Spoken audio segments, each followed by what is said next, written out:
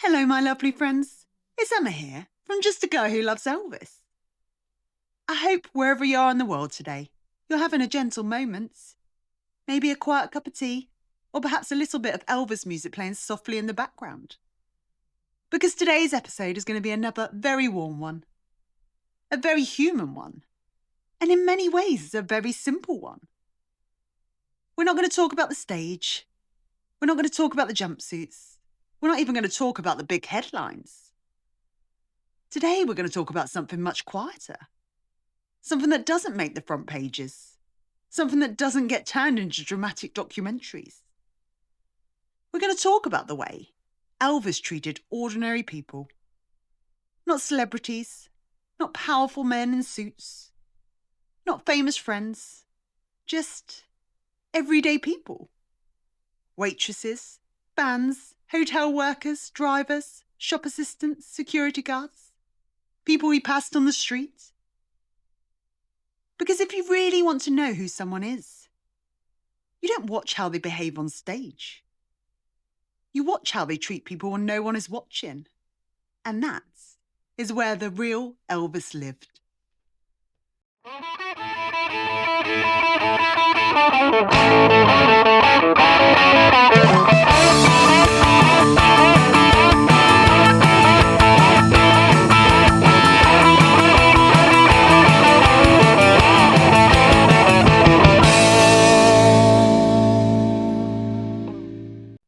When people talk about Elvis's generosity, they often jump straight to the big stories. The grand gestures, the dramatic moments, the expensive gifts. But what I find most touching are the small, quiet stories. The ones that feel almost ordinary. Because those are the stories that show who someone really is. There are countless accounts from people who worked in hotels where Elvis stayed. Not celebrities, not journalists, just ordinary workers. And again, you hear the same thing. He was polite. He said thank you. He remembered names. And he asked how people were. He didn't act like a king. He acted like a kind young man from the South who had been raised to show respect. And I think that says a lot about someone. Because when a person becomes as famous as Elvis was, it would be very easy to forget those things. It would be easy to become impatient, or demanding, or distant. That just wasn't his nature. Elvis was raised by Vernon and Gladys in a very humble environment. There wasn't much money. There wasn't much comfort, but there was a strong sense of values. Respect your elders. Be polite. Treat people kindly. And don't think you're better than anyone else. And those lessons stayed with him. Even when he became the most famous entertainer in the world, those roots are still there. People who met him often said he had the manners of a Southern gentleman. He would open doors, stand when a lady entered the room, say yes, ma'am, and no, sir. And he didn't do it because it was expected. He did it because it was who he was. It was simply part of him. One of the most famous images in the Elvis world is the gate at Graceland. Bands gathering outside, hoping for a glimpse, hoping for a wave. And while many celebrities hide from that kind of attention, Elvis often did the opposite. There are many stories of him stopping the car, rolling down the window, waving, talking to fans, and signing autographs. Sometimes he would even invite people inside the gates. Not because it was a publicity stunt, not because there were cameras around, but because he knew what it meant to them. He never forgot that he had once just been a young man with big dreams and very little money. And he also understood the excitement of fans. He respected it. He didn't see them as a nuisance. He saw them as a reason he had the life he did. What I've always found especially touching is that Elvis didn't just sign his name and move on. He talked to people. He asked questions. Where are you from? Did you travel far? Are you enjoying Memphis? How is your family? Those are small things, but they mean everything to someone meeting their hero. Because in those moments, they weren't just meeting a superstar. They were meeting a human being. And he treated them like human beings too. Not like numbers, not like noise, but like people. And those moments stayed in their hearts for the rest of their lives. There are several accounts of Elvis visiting diners or cafes, especially in the earlier years. And again, you hear the same pattern. He was polite. He made eye contact. He smiled and he thanked the staff. He didn't treat them as invisible. And that might sound like a small thing. But if you ask anyone like me who's worked in customer service, I'm sure they will tell you, kindness from a stranger can stay with you for years. Now imagine that kindness coming from the most famous man in the world. It'd be unforgettable. And many of those workers later said exactly that. Not that he was flashy, not that he was demanding, but that he was kind. There are also many stories from people who worked around Elvis. Security staff, drivers, technicians and stagehands. And what has always stood out for me in those stories is not fear or tension, it's affection. Many of them spoke about him as if he was a friend or a brother. He joked with them. He talked with them. He included them. He didn't act like he was above them.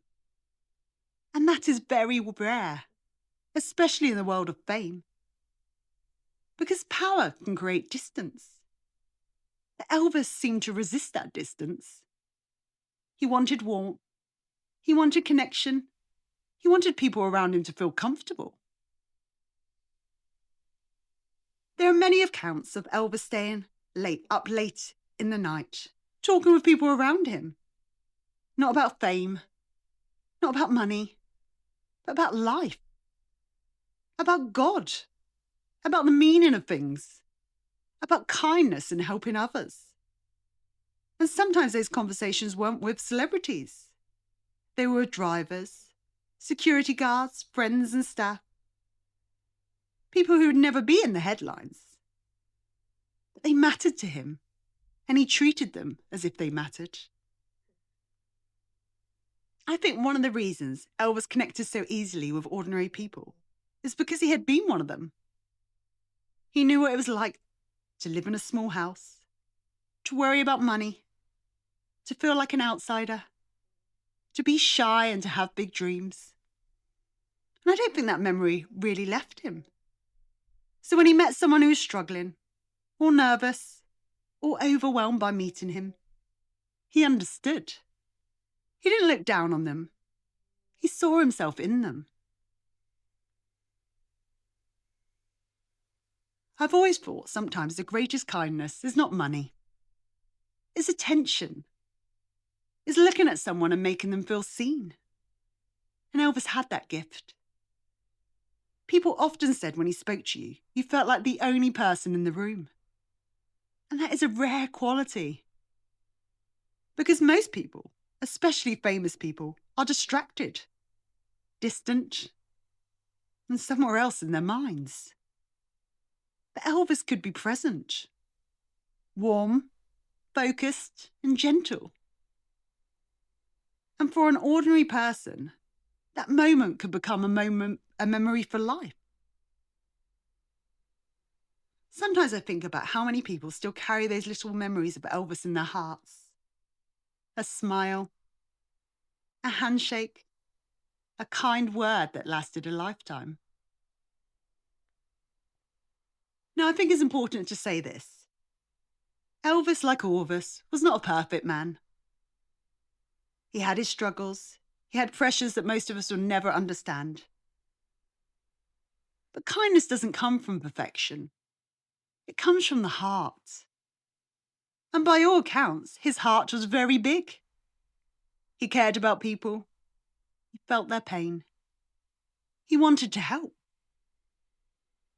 And even when his own life was complicated, he still found ways to show kindness.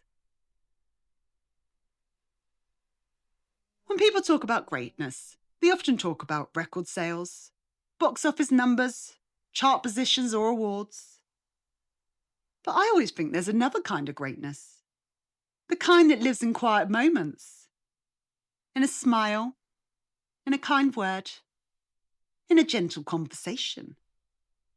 And I truly believe this is where Elvis's real greatness lived. Not just in the music, not just in the performances, but the way he made ordinary people feel important.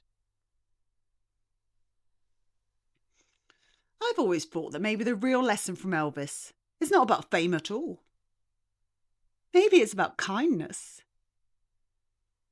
Because you don't have to be rich or famous or powerful to treat people with dignity. You just have to care. You have to just look at someone and remember that they are human too. And if Elvis, with all the pressure and all the attention and all the demands on his life, could treat ordinary people with warmth, then I think we can too. When I think about Elvis, I don't think about the stage lights. I think about the quiet moments, the conversations, the smiles, the kindness, the way he treated people who had nothing to offer except their presence. Because I've always thought that is where the real character of a person lives. Not in the spotlights, but in the small, ordinary moments when no one is watching. And in those moments, Elvis Presley was kind. And that, to me, will always be one of the most beautiful parts of his story. So thank you for spending this gentle time with me today, my lovely friends. I hope this episode felt warm and peaceful and reminded you of the kind man that Elvis really was. So take care of yourselves, take care of each other, and keep a little Elvis magic in your hearts. I'll see you again soon.